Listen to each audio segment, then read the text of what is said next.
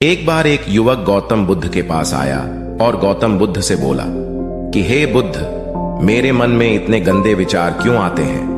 मैं नहीं चाहता कि मेरे मन में गंदे विचार आए, पर मेरे मन में हमेशा काम वासना के विचार चलते रहते हैं और मैं इनके बारे में सोच सोच कर बहुत परेशान हूं। मेरी ऊर्जा और समय यह सब सोचने में ही नष्ट हो जाती है और इन सब के विचारों की वजह से मैं कभी भी शांत नहीं रह पाता और मैं हमेशा ही स्त्रियों को देखकर मोहित हो जाता हूं। इन विचारों को अपने आप को रोक ही नहीं पाता।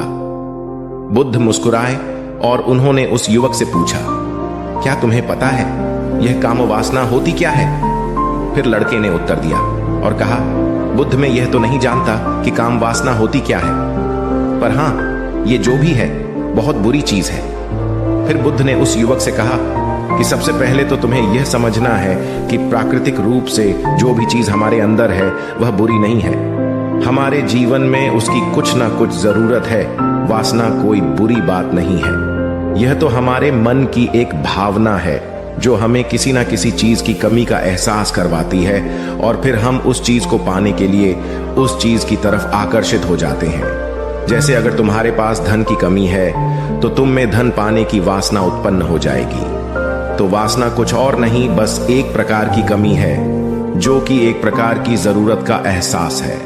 और जब यह जरूरत शारीरिक हो तो हम इसे काम वासना का नाम देते हैं। युवक ने गौतम बुद्ध को कहा कि बुद्ध, मुझे काम वासना का मतलब तो समझ में आ गया, पर आप मुझे यह बताइए कि यह आती कहां से है और कैसे आती है। गौतम बुद्ध ने कहा कि काम वासना कहीं से आती नहीं है, यह तो हमारे अंदर ही होती है और इसका होना तो जरूरी भी है, तभी तो मानव जाति का विस्तार होगा। युवक ने कहा, जब यह हमारे अंदर ही है और जरूरी भी है तो फिर लोग इसे गलत क्यों बोलते हैं? बुद्ध ने कहा कि यही तो समस्या है। लोगों ने काम वासना को गलत तरीके से सोच लिया है। इसे छिपाने की, दबाने की कोशिश करते हैं। काम वासना गलत नहीं है, बल्कि काम वासना का गलत तरीके से प्रयोग करना गलत बात है। लोग जिससे प्रेम करते हैं बस उसी के लिए जीने लग जाते हैं, उसे पाना ही अपना लक्ष्य बना लेते हैं और उसी के बारे में हमेशा सोचते रहते हैं, पर यह सब गलत है। बुद्ध ने युवक से कहा, क्या तुम्हें पता है जानवरों में भी काम वासना होती है? युवक ने उत्तर दिया, हां बुद्ध, जानवरों में भी काम वासना होती है, क्योंकि जानवर भी तो आखिर अपनी पीढ़ी को आगे बढ़ाएंगे। बुद्ध ने कहा, तो फिर हम जानवरों की काम वासना को गलत क्यों नहीं कहते? युवक ने कहा, मुझे नहीं पता महात्मा, आप ही मुझे बताइए। गौतम बुद्ध ने कहा कि जानवर अपनी काम वासना का प्रयोग आनंद प्राप्ति के लिए नहीं करते, वह तो सिर्फ संतान उत्पन्न करने के लिए ही काम वासना का उपयोग करते हैं। जानवरों को प्रकृति ने इतनी समझ नहीं दी कि वह काम वासना को अपने सुख का आधार बना सके, जबकि मनुष्य अपनी समझ के बलबूते पर प्रकृति में पाई जाने वाली प्रत्येक वस्तु को अपने सुख के लिए प्रयोग करता है। हम इंसानों ने ही काम वासना को अपने सुख का साधन बना लिया है, जबकि प्रकृति ने तो हमें अपने वंश को आगे बढ़ाने के लिए दिया था, लेकिन इंसानों ने इसे अपने जीवन का परम लक्ष्य बना रखा है और इस तरह से काम वासना का भी लगाम हो जाना गलत है। युवक ने पूछा, महात्मा जी, ये काम वासना हम पर हावी क्यों होती है? तब गौतम बुद्ध ने कहा कि सुनो, अब जो मैं तुम्हें बताऊंगा उसे तुम ध्यान पूर्वक सुनना। काम वासना का सारा खेल तुम्हें समझ आ जाएगा, तुम्हें तुम्हारे सारे सवालों का जवाब मिल जाएगा। बस तुम्हें ध्यान से सुनकर समझना है। एक बार की बात है, एक आश्रम में गुरु और उनके शिष्य रहा करते थे, जो रोजाना आश्रम के बाहर स्थित गांव में भिक्षा लेने के लिए जाते थे। उस आश्रम का एक शिष्य जिस गांव में भिक्षा लेने जाता था, उस रास्ते में एक नदी पड़ती थी। एक दिन उसने देखा कि एक लड़का पेड़ के पीछे छिपा है। वह उस लड़के के पास गया और उससे जाकर बोला, भाई तुम इस पेड़ के पीछे छिपकर क्या देख रहे हो? लड़के ने कहा, अरे तुझे नहीं दिख रहा कि मैं क्या देख रहा हूं? तब शिष्य ने नदी की तरफ देखा तो वहां पर कुछ लड़कियां पानी भर रही थीं। वो लड़कियां 14-15 साल की होंगी। तब उसने उस लड़के से कहा, अरे भाई, वहां पर तो लड़कियां पानी भर रही हैं, इसमें छिप कर देखने वाली क्या बात है? तब वो लड़का शिष्य की तरफ देखकर उससे कहता है, अरे पागल, तुम्हें दिखाई नहीं दे रहा कि कैसे ये परियां नदी से पानी निकाल रही है? जरा उनकी अदाओं को तो देखो, उनके कोमल शरीर को देखो, उनकी पतली कमर को देखो, और उनके बाल उनकी कमर पर कैसे लहरा रहे हैं, मानो सुंदरता बिखरी पड़ी हो। शिष्य ने फिर नदी की तरफ देखा और इस बार वह इससे देखता ही चला गया। उसे किसी भी बात का कोई डर नहीं था, लेकिन अब वो छिपने लगा और उन लड़कियों को देखने लगा। और जब वो छिपकर उन लड़कियों को देख रहा था, तभी वह अचानक अंदर से कांप गया और उसने कहा कि यह मैं क्या कर रहा हूं? मैं जो कर रहा हूं वह सही नहीं है, मुझे यहां से चले जाना चाहिए। और फिर वह जल्दी से वहां से चला गया।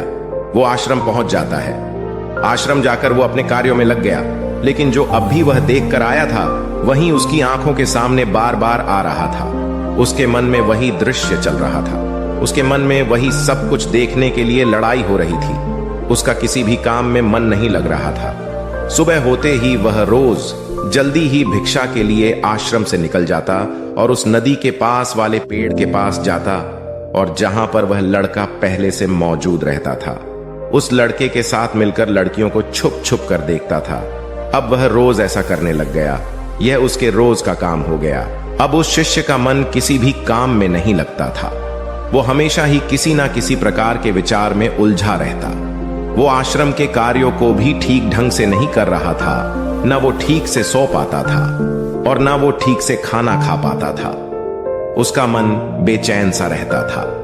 उसका मन बार बार उन लड़कियों के सौंदर्य को देखने के लिए तरसता था। जब गुरु शिक्षा देते तब भी उसका मन कहीं और विचारों में खोया रहता था। गुरु ने अपने शिष्य की इन हरकतों को जान लिया था। तब एक दिन गुरु ने शिष्य को अपने पास बुलाया और कहा कि आज से मैं भी तुम्हारे साथ भिक्षा मांगने चलूंगा। तुम और मैं साथ साथ भिक्षा मांगने चलेंगे। तभी शिष्य गुरु को मना करते हुए बोला, नहीं गुरुदेव, आप परेशान क्यों हो रहे हो? मैं अकेला ही ठीक से भिक्षा मांग सकता हूं। गुरु ने शिष्य से कहा कि ठीक है, तुम अकेले ही भिक्षा मांगने जाओ। शिष्य तुरंत वहां से भिक्षा मांगने के लिए निकल गया। उसके जाने के बाद गुरु भी आश्रम से निकल गए और शिष्य का पीछा करने लगे कि वो कहा जाता है, किससे मिलता है। यह सब देखने के लिए उसके पीछे पीछे चलने लगे। थोड़ी दूर जाने के बाद गुरु ने देखा कि उनका शिष्य एक लड़के के साथ एक पेड़ के पीछे अपराधी की तरह छिपा हुआ है और छिपकर कुछ देख रहा था। गुरु भी अपने शिष्य के पीछे जाकर खड़े हो गए कि आखिर उनका शिष्य क्या देख रहा है, जिसे देखने के लिए वो पेड़ के पीछे अपराधियों की तरह छिपा पड़ा है। गुरु ने देखा कि उनका शिष्य पेड़ के पीछे छुपकर लड़कियों को देख रहा था, जो कि नदी से पानी भर रही थी। तभी गुरु ने शिष्य को कहा कि तुम क्या देख रहे हो? अपने गुरु की आवाज सुनकर वह शिष्य घबरा गया और उसके पसीने छूटने lगे। वह थर थर कांपने लगा, जैसे किसी चोर को चोरी करते समय रंगे हाथों पकड़ लिया हो। उसकी हालत खराब हो गई। वो कुछ भी नहीं बोल रहा था। उसके मुंह से कुछ टूटे फूटे शब्द भी बाहर निकल रहे थे।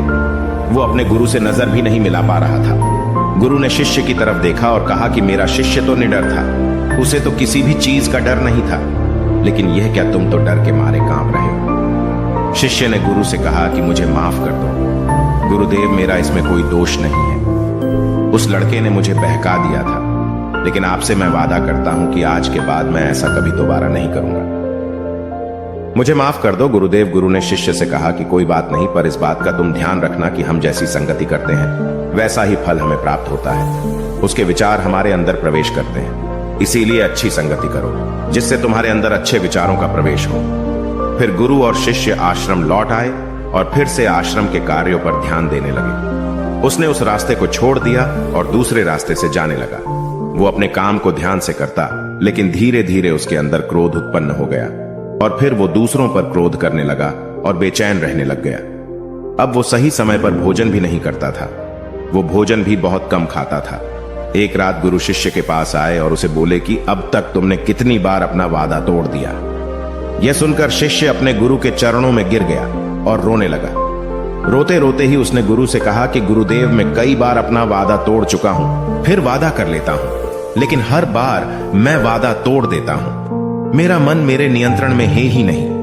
मैं बहुत कोशिश करता हूं कि मैं अपने मन से सारे बुरे विचारों को निकाल डालूं, लेकिन मैं चाहकर भी ऐसा नहीं कर पा रहा हूं। फिर गुरु ने शिष्य को कहा कि चलो मेरे साथ। गुरु शिष्य को आश्रम के बगीचे में लेकर गए और शिष्य से कहा कि देखो, यहां पर कुछ नालियां बनी हुई है जिससे नदी का पानी इन पौधों तक आ रहा है और यह पानी एक निरंतर भाव से बह रहा है। क्या तुम इस पानी के बहाव को रोक सकते हो? शिष्य ने कहा कि हाँ गुरुदेव, मैं इस बहाव को रोक सकता हूँ। फिर शिष्य ने मिट्टी उठाकर उस नाली में डाल दी। वो पानी थोड़ी देर के लिए रुक गया और फिर थोड़ी देर बाद उस मिट्टी के ऊपर से पानी बह गया। गुरु ने शिष्य से कहा, अरे ये क्या, ये तो पानी रुका ही नहीं। फिर शिष्य ने कुछ कंकड़ पत्थर उठाकर उस नाली में डाल दिए और फिर थोड़ी देर के लिए पानी रुक गया। लेकिन फिर थोड़ी देर बाद ही उन कंकड़ पत्थर के ऊपर से पानी निकल आया। फिर गुरु ने कहा कि यह क्या हुआ, पानी तो फिर से बह गया। तुम तो बोल रहे थे कि तुम इसे रोक दोगे।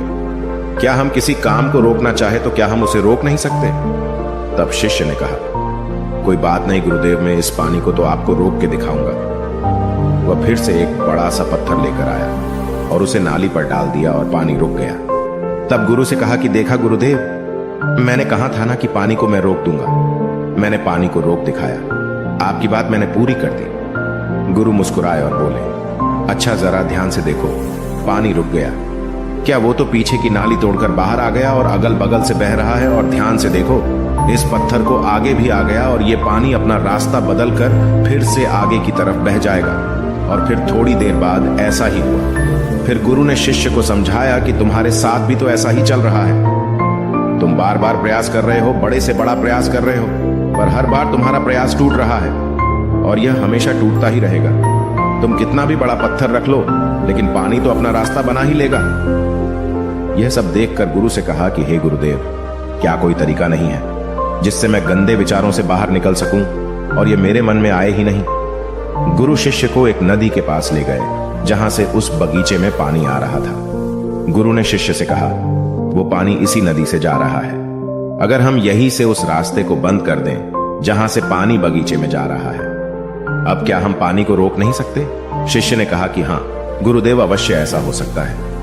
मैं इस पानी को यहीं से बंद कर देता हूं, तब आगे की नाली में पानी जाएगा ही नहीं और फिर बगीचे में पानी जाएगा ही नहीं। फिर से नदी से जाने वाले रास्ते को बहुत मेहनत करके पत्थर और मिट्टी डाल डालकर बंद कर दिया और गुरु से कहा कि गुरुदेव, मैंने पानी को बंद कर दिया है, अब यह पानी बगीचे में जाएगा ही नहीं।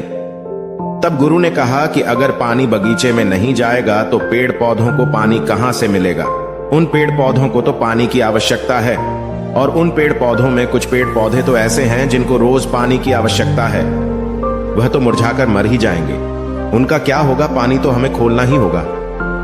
शिष्य ने गुरु की बात सुनकर वापस नदी से जाने वाले पानी का रास्ता खोल दिया। तब गुरु ने शिष्य से पूछा कि अगर हम इस नदी के पूरे पानी को बगीचे की तरफ मोड़ दे तो क्या होगा? तब शिष्य ने जवाब दिया कि गुरुदेव, वहां पर जितने भी पेड़ पौधे हैं वो गलकर नष्ट हो जाएंगे, वहां पर कुछ नहीं बचेगा। फिर गुरु मुस्कुराए और बोले, तुम इस बात को समझो कि हमें किसी भी चीज को रोकना नहीं है, बस हमें हमेशा संतुलन बनाए रखना है। कम पानी से भी पौधे नष्ट होते हैं और ज्यादा पानी से भी पौधे नष्ट होते हैं। हमारा जीवन संतुलन से ही चलता है। गुरु ने शिष्य से कहा कि अगर मैं तुम्हें कहूं कि तुम आम के बारे में मत सोचो तो तुम्हारे मन में सबसे पहले किसका चित्र आएगा? शिष्य ने कहा कि गुरुदेव, मेरे मन में तो पहला चित्र आम का ही आएगा। गुरु ने कहा कि जब हम गंदे विचारों को जबरदस्ती रोकने का प्रयास करते हैं तो वह और मजबूती के साथ हमारे अंदर प्रवेश करते हैं और ज्यादा हमारे अंदर उठते हैं। इसीलिए हमें उन्हें कभी भी दबाने की कोशिश नहीं करनी चाहिए। फिर गुरु ने शिष्य को जाते हुए कहा कि हमारे गंदे विचार बुरे लोगों की संगति करने की वजह से भी आते हैं। कई बार क्या होता है कि कामुकता हमारे अंदर होती नहीं है, लेकिन कुछ अश्लील लोगों के साथ रहने की वजह से यह हमारे अंदर हावी हो जाती है। फिर शिष्य ने कहा कि गुरुदेव, आप सही कह रहे हैं, मैं अपने मार्ग से भटक गया था। फिर वो शिष्य उस रात बहुत ही चैन की नींद सोया। सुबह अपने कार्यों को पूरे मन से किया और फिर सुबह वो भिक्षा लेने के लिए उसी रास्ते से गया जहां वह लड़का आज भी पेड़ के पीछे छुपकर उन लड़कियों को देख रहा था। वो शिष्य नदी पर गया जहां वह लड़कियां पानी भर रही थीं। उसने उन लड़कियों से पानी मांगा। उन लड़कियों में से एक लड़की ने उसे पानी पिलाया और उस सन्यासी शिष्य के चरण छुए। शिष्य ने उसे आशीर्वाद दिया कि तुम्हारा कल्याण हो। उसका मन सकारात्मक ऊर्जा से भर गया। उसके चेहरे पर मुस्कान आ गई थी, जैसे कि उसे कुछ खोया हुआ वापस मिल गया हो। वह वापस अपने रास्ते से जाने लगा। तभी पीछे से वह लड़का आ गया जो पेड़ के पीछे छुपा हुआ था। वह शिष्य के पास आया और बोला कि क्या बात है, आज तो तुमने नजदीक से दर्शन कर लिए, तुम तो मुझसे भी आगे निकले। तब शिष्य ने कहा कि हम हमेशा दूसरे के दर्शन करने में ही व्यस्त रहते हैं, अपने दर्शन कर ही नहीं पाते। तुम कब तक इस पेड़ के पीछे छुपते रहोगे? किसी को पसंद करते हो तो उससे बोल दो, अगर वो भी तुम्हें पसंद करती है, और शादी कर लो। पर उससे पहले तुम कुछ बन जाओ तथा अपने आप को पहचान लो। ऐसे अपना समय बर्बाद मत करो। फिर वह लड़का रोज उससे मिलने लगा और उस लड़के ने नदी पर जाना छोड़ दिया। और फिर वो लड़का अपने जीवन में कुछ बनने के लिए संघर्ष करने लगा। तो तुमने देखा संगति का असर क्या होता है। अपनी संगति बदलो, अपने विचार बदलो। बुद्ध ने युवक से पूछा कि क्या तुम्हें तुम्हारे सारे सवालों का जवाब मिल गया? तब युवक ने कहा कि हाँ महात्मा जी, आपका बहुत बहुत धन्यवाद। तब गौतम बुद्ध ने युवक से कहा कि जब तुम्हारे मन में गंदे विचार आए तब आप अपने आप को दोषी मत मानो। यह शरीर है और यह सब इसमें हजारों वर्षों से सीखा है। यह केवल तुम्हारे सोच लेने से, शपथ लेने से यह टूटने वाला नहीं है, लेकिन तुम्हारे पास वो शक्ति है और वो ऊर्जा है जिसका तुम्हें संतुलन बनाए रखने के लिए उपयोग करना है। तुम एक जीवित ऊर्जा हो जो कुछ भी अनुभव करने के लिए स्वतंत्र हो, जो कुछ निर्माण करने के लिए स्वतंत्र हैं। इसीलिए तुम अपने आप को पहचानो। दोस्तों, आपको यह कहानी कैसी लगी हमें कमेंट करके जरूर बताना, और ऐसी ही और कहानियों के लिए